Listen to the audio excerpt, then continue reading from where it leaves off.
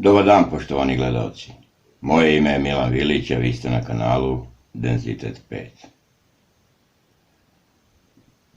Ovu emisiju sam vam u nekoliko najavio.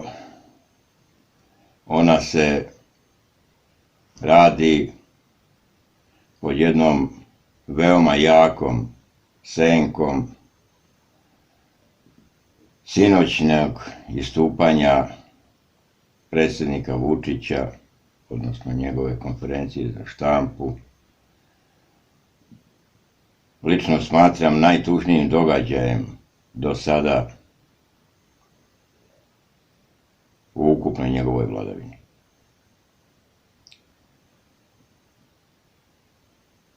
Taj pad, taj nivo, ta količina laži, lupetanja je i za njegove standarde uveliko nadmašena. No tome ćemo se malo kasnije vratiti. Da bismo ukupnu sliku svega ovoga što nas je snašlo imali, predlažem da počnemo od AUKUS-a. To je jedna nova skraćenica, jedan novi politički pojam, jedan novi geopolitički pojam. Skraćenica je inače od Australije, United Kingdom i United States. Znači, savez koji su formirali Australija, Sjedinjene Američke Države, Velika Britanija. Ne bojte se, vrlo brzo će se priključiti Kanada i Novi Zeland. I to je takozvanih tih njihovih 5 očiju. Mogu samo da vas uputim na prethodnu emisiju koju sam radio, koja bi mogla da vam posluži kao dobar uvod za one koji možda nisu do kraja u temi ili nisu ovo sve u nekom kontinuitetu pratili, za ovu emisiju koju danas radimo. To formiranje AUKUS-a, sad već imamo informaciju, desilo se za vreme sastanka G7 od pre nekoliko meseci, gde je praktično iza leđa najvećih evropskih saveznika već taj dogovor napravljen da se krene u formiranje AUKUS-a. Kao što znate, verovatno ste upoznati, ali samo da ukratko iznesem tu faktografiju, Australija je bila naručila nekakvih 11 podmornica od Francuske, to je vrednost posla bila preko 90 milijardi dolara, to je ogroman posao i za jednu Francusku, koji je Australija jednostrano otkazala i prihvatila američku ideju da to budu atomske podmornice na atomski pogon, ne sa nuklearnim oružjem, nego na atomski pogon, znači da imaju mnogo veću autonomiju rada, nešto manji iznos, manji broj, tamo je valjda 11, ovde 9, nije to mnogo ni bitno. To jeste opet ogroman posao za američke kompanije, naravno i za australijske koje će početi da ovladavaju najjačim tehnologijama kojima raspolažu Sjedinjene Američke Države. Nije tu reč samo o podmornicama. Tu će doći do naglog jačanja australijske armije, gde inače možemo za taj kontinent reći da on jeste, kao što su to bili i Severna Amerika, isto tako jedan migracioni kontinent, ali za razliku od Sjedinjenih Američkih Država, Australija je vrlo restriktivnom migracionom politikom puštala belačko stanovništvo. Vi znate da mi sa ovih prostora naših, sa prostora Helma, imamo brojnu migraciju, odnosno emigraciju na taj kontinent i to njima sasvim odgovara. Sve su to beli ljudi i to će biti zaista kontinent bele rase. Čitav taj pakt koji oni prave okrenut je prema Kini. I Kina to jako dobro zna i zna to već veoma dugo. Ova iznenađenost koju glumi Macron je, što se mene lično tiče, za domaću upotrebu. Ne dešavaju se te stvari preko noći, a pogotovo za nekoga ko je zaista upućen u dešavanja, jer ja, za razliku od svih njih, mogu da izvodim zaključke samo na osnovu pojavnog. Ja nemam pristupa tajnim dokumentima i depešama, da bih mogao malo kvalitetnije da to analiziram. Budite sigurni da Macronu to ne može biti iznenađenje. Šta se dešava? Dosta burne reakcije se dešavaju u Francuskoj. Čak neki nemački analitičari govore o mogućnosti da Francuska po drugi put istupi iz NATO pakta. Da vas podsjetim, prvi put je to De Gaulle uradio, koji je zaista bio državnik Francuske. Meni ne mnogo simpatičan, iskreno, ali mu se mora odati priznanje da je bio državotvoran, što se Francuske tiče i njenih interesa.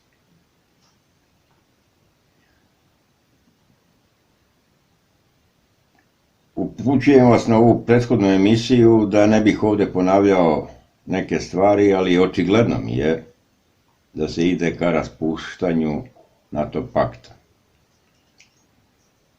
To raspuštanje, naravno, je i napuštanje. A u najlepšoj i najboljoj anglosaksonskoj tradiciji je da kada oni napuštaju neki prostor, to izvedu uz mnogo buke, mnogo dreke i za sebe ostavljaju haos, za koji je neophodno nekoliko decenija da se koliko toliko stabilizuje, ako se ikad stabilizuje. Nemamo za sada potvrde da je neki prostor koji su oni napustili do dan danas stabilizovan. Da počnemo od Indije, koji su prilikom napuštanja iscepkali na 3 dela, na istočni i zapadni Pakistan i Indiju. Možete misliti, to je bila jedinstvena država, istočni i zapadni Pakistan. Ovaj istočni, to je današnji Bangladeš, za ove mlađe gledalce. Zamislite jedinstvenu državu na 2 teritorije međusobno udaljene preko 2000 km. Vazdušne linije. Naravno, Pakistanu su nagurali muslimane, ovde su hindusi i to se do dan danas, ta priča na tom indijskom podkontinentu vodi i sprečava ih objektivno da se brže i kvalitetnije razvijaju. Istu situaciju, evo vidite, ostavljaju iza sebe u Afganistanu, istu takvu i mnogo goru će ostaviti u Evropi. Zašto? Zato što je Evropa u suštini veliki potrošač.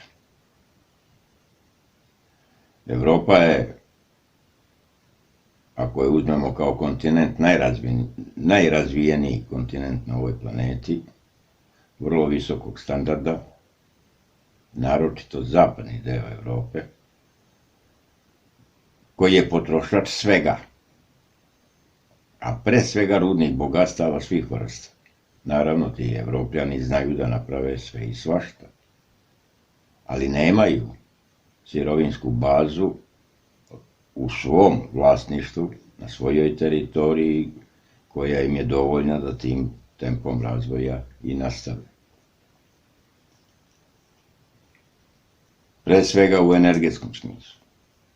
Nisu samo dovoljni. A želeo bih da vas podsjetim, ja sam negde još ranije našao taj podatak, a vidim i da gospodin Sjekloćev čitav svoj koncept razvija upravo na toj tezi, da je neki pik u proizvodnji nafte dostignut 2012. I od tada se smanjuje proizvodnja i bit će sve manja.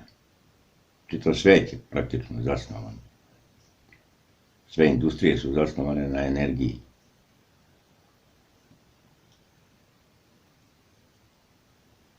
To rasturanje Evrope ne znamo, ne možemo sada vidjeti u kojim pravcima će se stvari kretati, ali će biti veoma burno.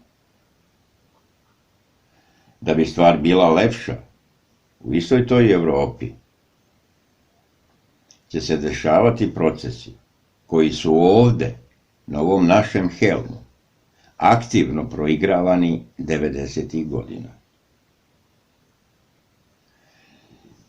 Jer jedan eksperiment, društveni i socijalni, koji su ti vladari iz senke napravili formiranjem i razvojem SFRJ, je u suštini njima pokazivao modalitete organizovanja ljudskog društva, načina na koji bi se ta neka ujedinjena Evropa mogla formirati na primjeru SFRJ i ispitivanja svih mogućih modaliteta kako to rasturiti ako se poželi.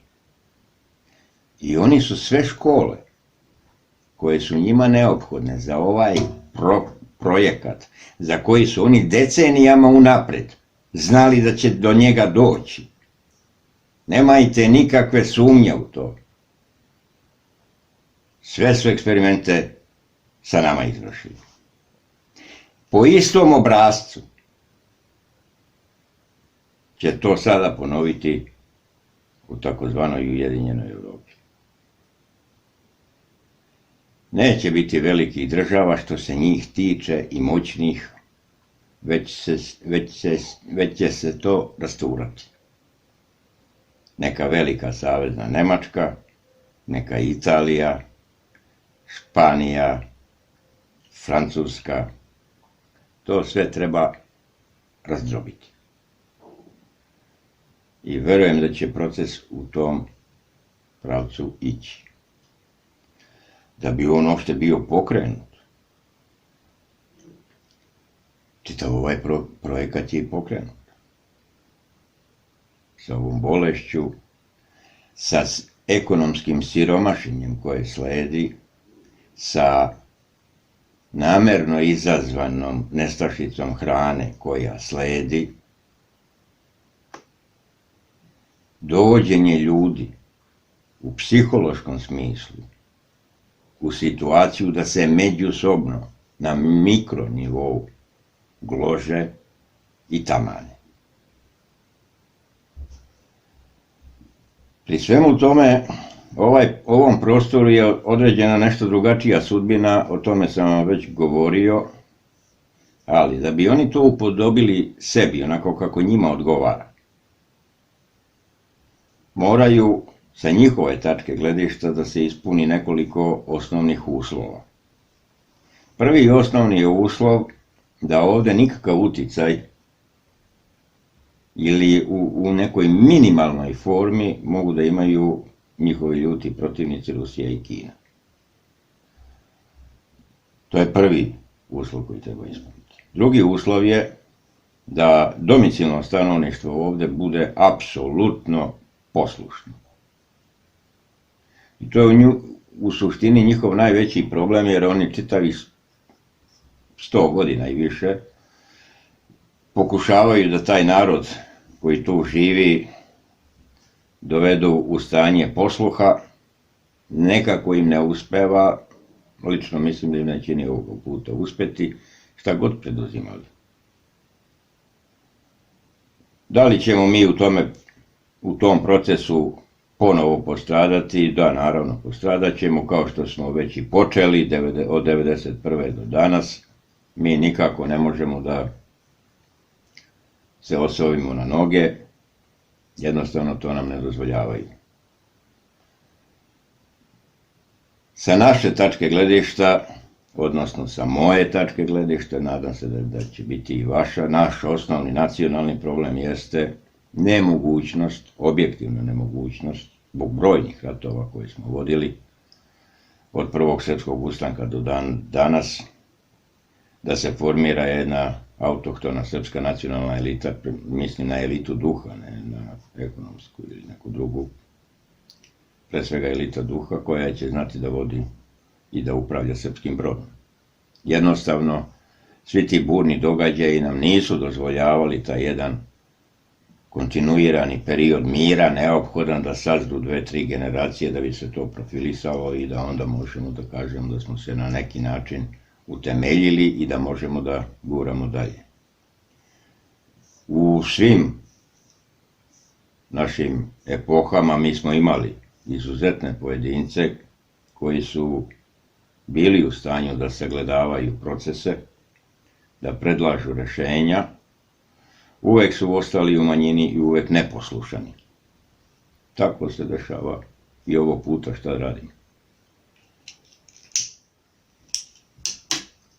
Iz ove neke opšte priče hteo bih sada da polako idemo u tu neku konkretizaciju ovoga što je kod nas trenutno aktuelno. Mislim da ova neka globalna slika je manje više jasna, da vidimo kako ona izgleda i kakve će reperkusije na nas imati. Ovde možemo da detektujemo sukob, naravno, dve struje, jedne centralnoevropske i jedne anglosaksonske, sa procesima koji su ovde vrlo snažno započeli. Sa jedne strane, američki i anglosaksonski plan da u potpunosti oni ovladaju ovim prostorom i urade ga onako kako oni to žele da urade. Sa druge strane, sa intencijama Nemačke koja ovde intenzivno od Kalaja do dan danas pokušava da ovlada ovim prostorom, jer je to sa njihove tačke gledišta, sa nemačke tačke gledišta jedini geopolitički izlaz sa centralno-evropskog kontinenta da bi izašla na more i da bi dobila resurse, prirodne resurse, pre svega. Nemačka je sve što je mogla uložila već intenzivno poslednjih 30 godina da ovlada ovim prostorom. Koristila je geopolitičke relacije kroz vreme koje su joj pogodovale, naročito početkom 90. godina, jer je ona bila taj osnovni motor razbijanja SFRJ u sprezi sa Vatikanom, koji ima svoje interese da ovlada ovim ovde prostorom konačno. Sad je došlo do sukoba. Amerikanci su započeli jedan proces, pre svega dekriminalizacije, što njih interesuje, s jedne strane, s druge strane, moraju u potpunosti preuzeti poluge moći i isterati odavde Nemce, sa kojima su oni paralelno išli sve vreme. Ali ovo sad menjaju se okolnosti, menjaju se geopolitički prioriteti, kao što vidite, formira se AUKUS, Amerika se okreće na drugu stranu i želi ovde da ovim prostorom ovlada, pre svega, zbog veoma, to sam možda vam zaboravio reći, pre svega zbog snažnog, veoma snažnog lobističkog uticaja američkih Jevreja. To je već sad još jedna dimenzija. Ali ajde, rekao sam, idemo na domaći teren, na neki način. Posle odlaska Valentina Incka i čitavog loma koji je iza sebe ostavio, dolazi nam Schmidt. Svima nam je već poznata pozicija Republike Srpske u čitavom tom dešavanju, jedna vrlo zrela, vrlo rezolutna i u svakom slučaju srpska pozicija. Ja u to ne sumnjam. Sad, ko su nosioci, šta mi možemo sve o Miletu Dodiku reći, u nekom ranijem periodu Može se svašta reći, ali smatram da i on čovjek ima pravo na to da evoluira, da se probudi srpski patriota u njemu i da zaista počne da vodi srpsku politiku. Jer sve ono što čovjek u nekom periodu života može da i zamisli, da bi trebalo da stekne u nekom materijalnom smislu, na kraju kad se sudariš sa ovom komponentom, sa nekakvim duhovnim vrednostima, sa nekakvim, kako bi vam to rekao, moralnim postulatima na kojima kao čovjek želiš da živiš, kada ti se to malo prosvetli u glavi, onda vidiš da je to materijalno u suštini sporedno. Kod nekih ljudi. Ja verujem da se to kod Dodika desilo. Kod nekih ljudi se to nikad ne desi do kraja njihovog života. Jednostavno, zakucani su u to materijalno, o tome razmišljaju kako da steknu što više na bilo koji način. Znači, jedna lopovska svest, jedna štetočinska svest, ljudi koji su na vrhu piramide moći i odozgo svojom zlobom zrače na sve nas. Imamo, posle dešavanja u Podgorici naročito, i Crnoj Gori i na Cetinju,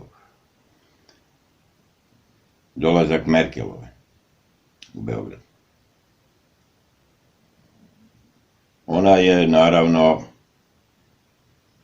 pravi, onaj školski primer Švabe. Ona odlazi iz političkog života, ali ona će do smrti ostati verna svojim načelima i politici koju je vodila. I uvek će biti na usluzi toj skrivenoj Nemačkoj. Inače, stava sam da ta državotvorna politika Nemačka, formirana još od Bismarcka, pa izgurana i iskristalisana preko Hitlera, nikada nije, ne da nije poražena, nego je ona na jedan specifičan kripto način sve vreme gurana i dan danas je na sceni u Nemačkoj i bit će i dalje. Ovde je došla da bi osnažila i ojačala tu poziciju Nemačke u sukobu sa Amerikom. Koliko je u tome uspela, vidjet ćemo. Nezgoda je samo što za neku laičku priču je teško razdvajati stvari i objašnjavati dve suprotstavljene strane, pa sad oni... Ne, oni se generalno su suprotstavljeni, ali u praktičnom delovanju. Oni imaju mnoge koloseke na kojima idu paralelno, jer je interes jednih i drugih u nekoj konkretnoj situaciji istovetan. Tako da ljudi kod nas nekad upadnu u zamku kada malo razmišljaju o tome kako da se prema tome odrede. Jer sad odmah po odlasku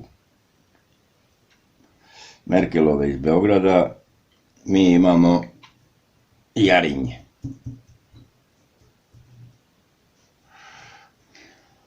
Znamo da je apsolutno dominantan uticaj Sjedinjenih Američkih Država na bilo kakva rukovodstva u Albaniji i na Kosovu i Metohiji.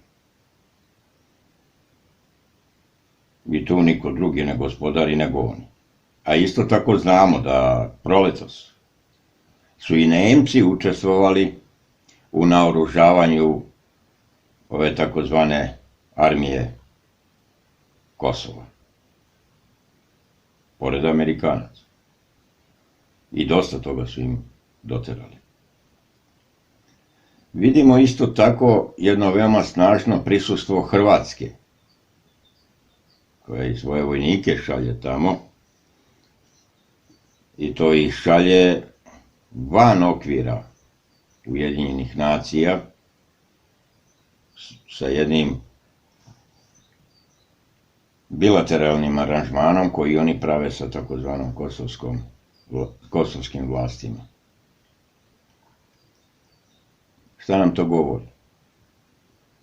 Govori nam to da ovaj Incko i Schmidt, koji ga je nasledio, to očigledno možemo da vidimo, jeste ta nemačka linija.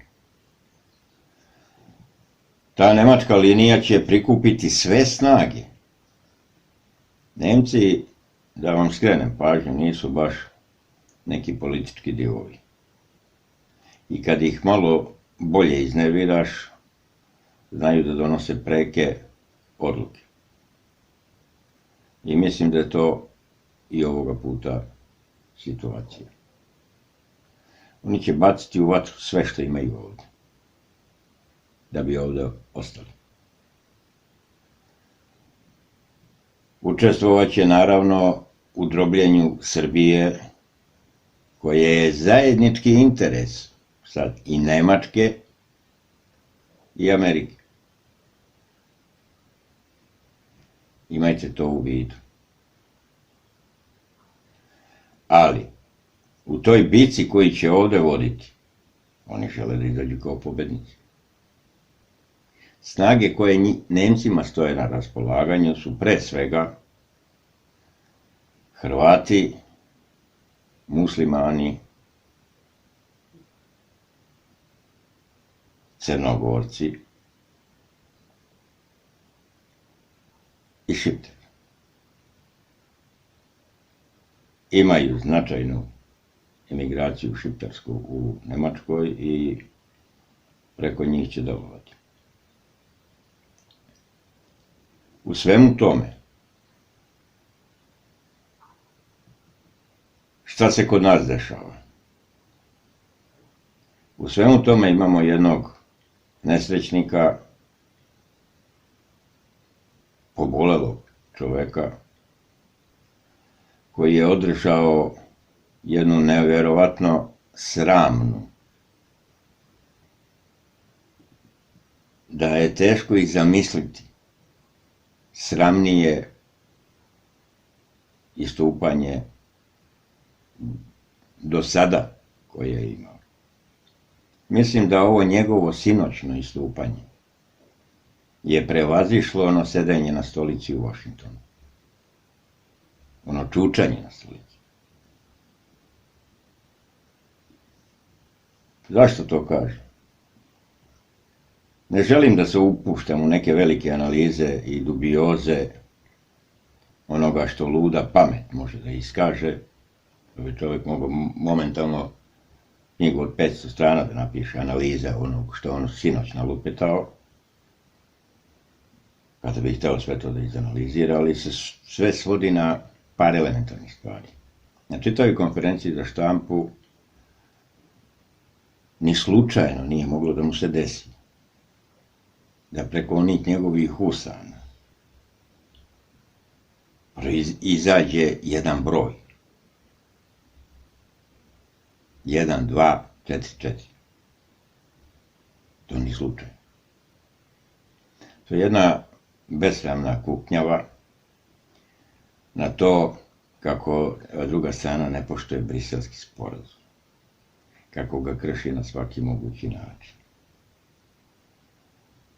I dobro, svi mi to možemo da konstatujemo. I šta ti očekuješ? Da će oni da kažu da ne važi Briselski sporazum? Da bi tebi kao bile odrešene ruke? Pa to se neće nikada desiti. Magarče. To se nikada neće desiti. Ono što Srbija ne radi, a morala bi da radi, to je da započne ratne pripreme. Jer su ovo situacije koje se objektivno i realno drugačije ne razrešavaju.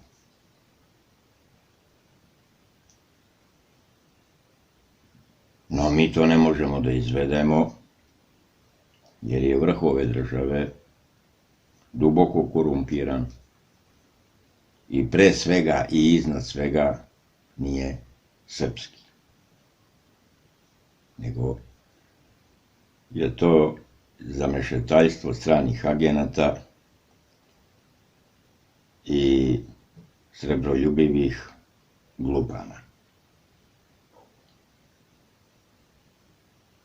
Iskreno mislim da mi kao narod zaista ne zaslužujemo ovakvu vlast.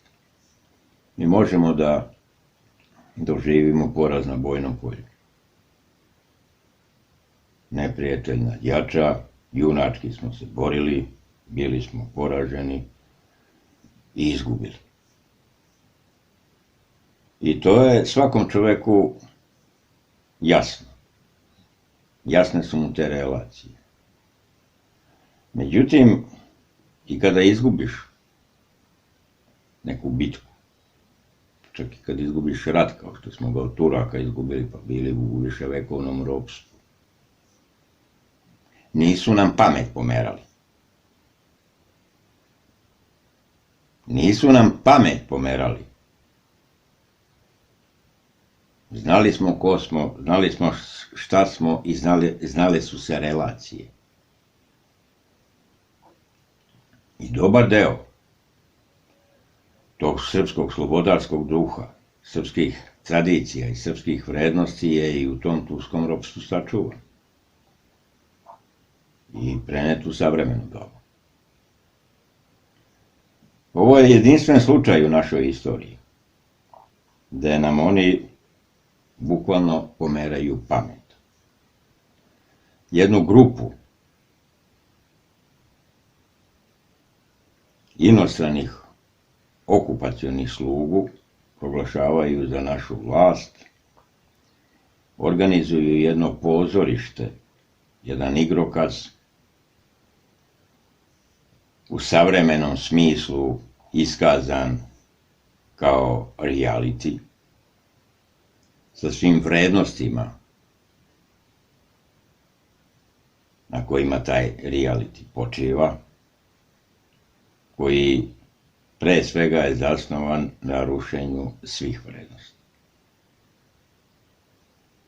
To naravno da pogubno utiče na moral, ali mora im se odati priznanje ovim okupatorima da su te tehnologije razgradnje i uništenja jedne zajednice, jedne autohtone duhovne zajednice, zaista razvili do krajnjih granica. Mi nemamo, naravno, okupator se uvek za to postara, bilo šta autohtono, pre svega u smislu političkog vođstva u ovoj zemlji, koje bi moglo da pruži aktivan i kvalitetan otpor okupaciji.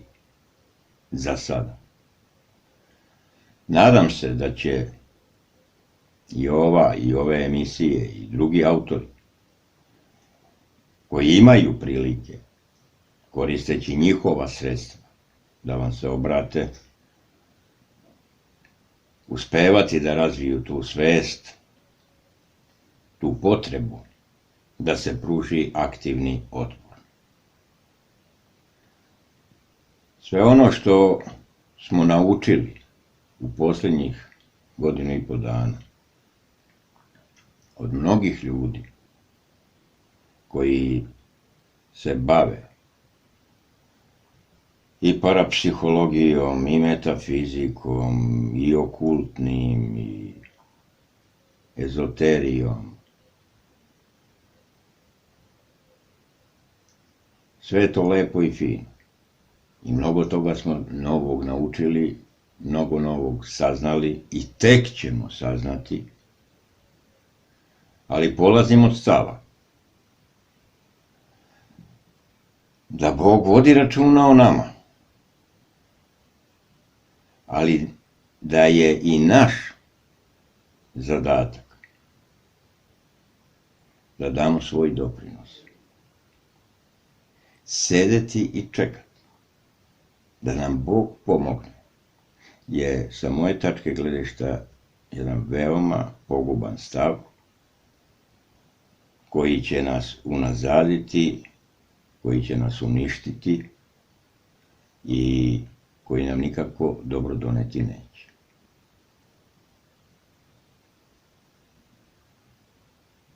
Sva naša uzrastanja, individualna, duhovna uzrastanja, moguća su samo preko kolektiviteta. Tu kauzalnost treba razumeti. Ako želimo kvalitetno uzrastanje, mi moramo imati i kvalitetno organizovan ambijent. Taj ambijent ima svoje dijalektičke zakonitosti, ima svoju unutrašnju dinamiku i traži našu prisutnost.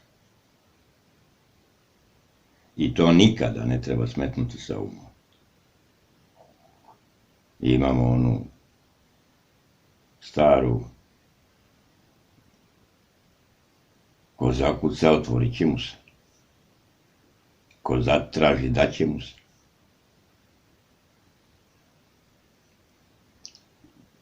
Pa hajde, Srbi,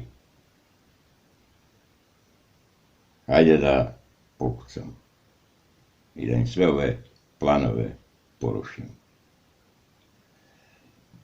Sve vas pozdravljam i volim. Za Carstvo nebesko u slobodnoj Srbiji. Živeli.